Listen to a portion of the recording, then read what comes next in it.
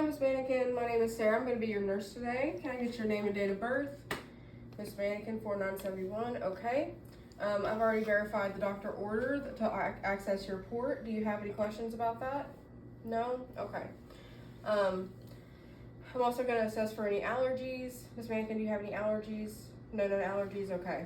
She doesn't have any allergies. And do you have any allergies specifically to latex, tape, adhesive, any anesthetics? No? Okay. The doctor has not ordered a local anesthetic for her, so I'm not gonna apply one, but if I were, I would make sure that I'd given it enough time to activate. I'm also going to make sure my patient's in a comfortable position, that my bed is raised to appropriate working height, and I'm gonna be following my general principles and safety practices. My patient does have a mask on, and I'm gonna ask her to turn her head away from the side of her port just to be clean, or just to do that. I'm also going to be applying a mask. I have one here, but I'm not going to put it on for the sake of the video, just so you can hear me. I tend to talk a little fast. So, alright, I think we're ready to begin. I'm going to go ahead and perform hand hygiene, and I'm going to open my sterile kit.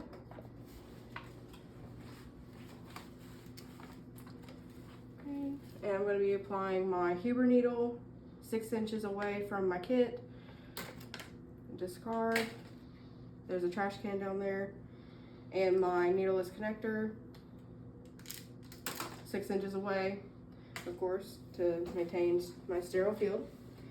So I'm going to go ahead and perform hand hygiene once more, and I'm going to be applying some gloves.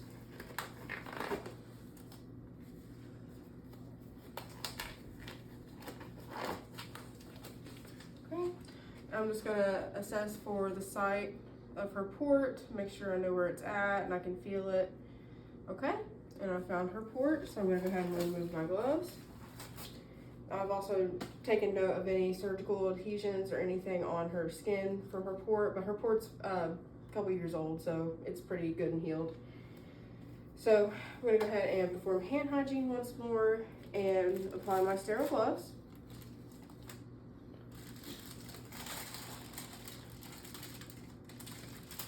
And like I said before, I would make sure I was at an appropriate working level. It would be at my waist height, but don't really have that option because I'm doing this at home. So I'm just going to be very careful.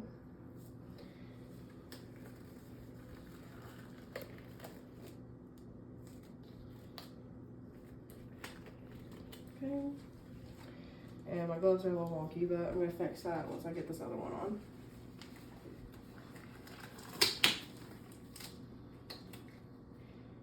I'm just going to fix my fingers first.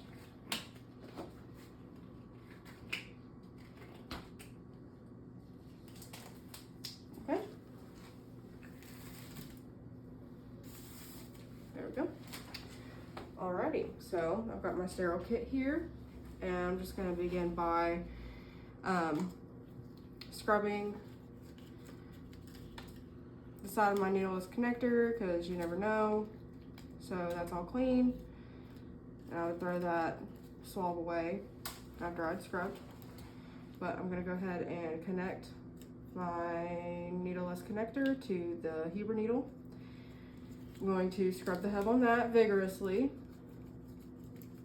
And then I'm gonna go ahead and prime the Huber needle with some normal saline or per facility policy. Oh. I wouldn't do that. I thought it was on there. Okay. I'm gonna go ahead and unlock or clamp my line.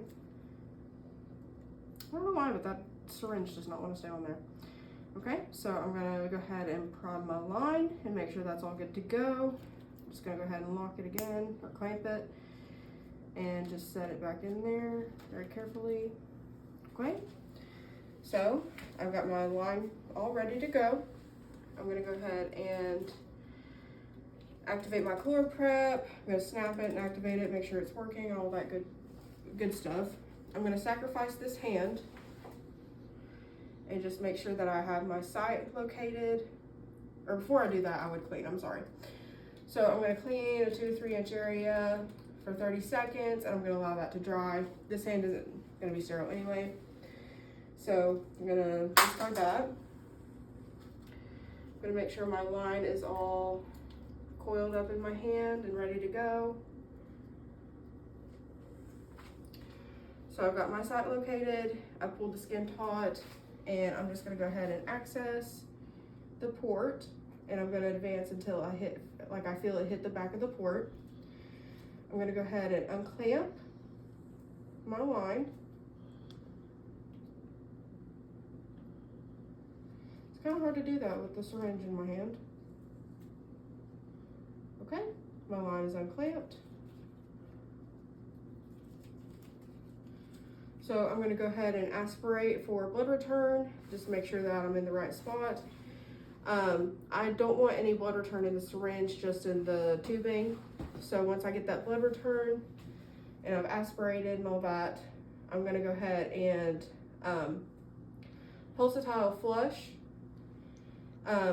It said 3 to 5 milliliters, but I'm gonna do it according to facility policy. And while I'm flushing, I'm also gonna ensure that there's no leaking or any infiltration happening right now. So once I'm done flushing, I'm gonna go ahead and remove that, reclamp my line, and discard the syringe.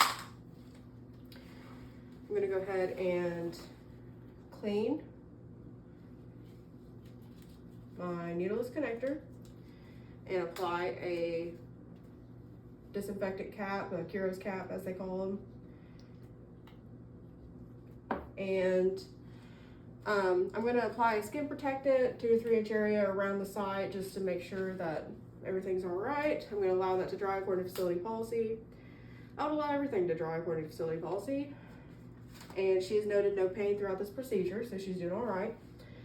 I would then apply a CHG infused Tegaderm, or a antimicrobial Tegaderm, as they call them.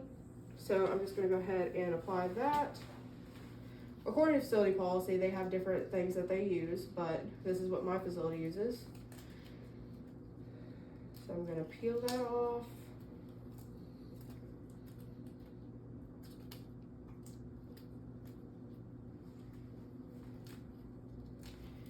And once I've done that, I'm also going to,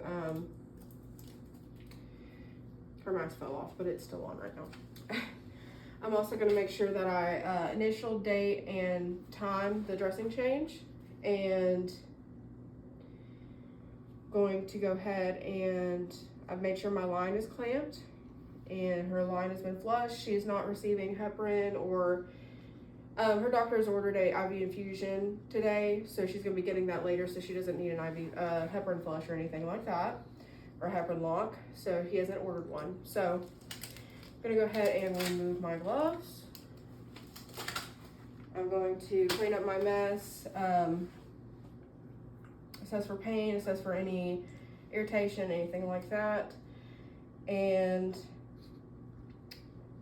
yeah, I'm going to perform hand hygiene and record and document.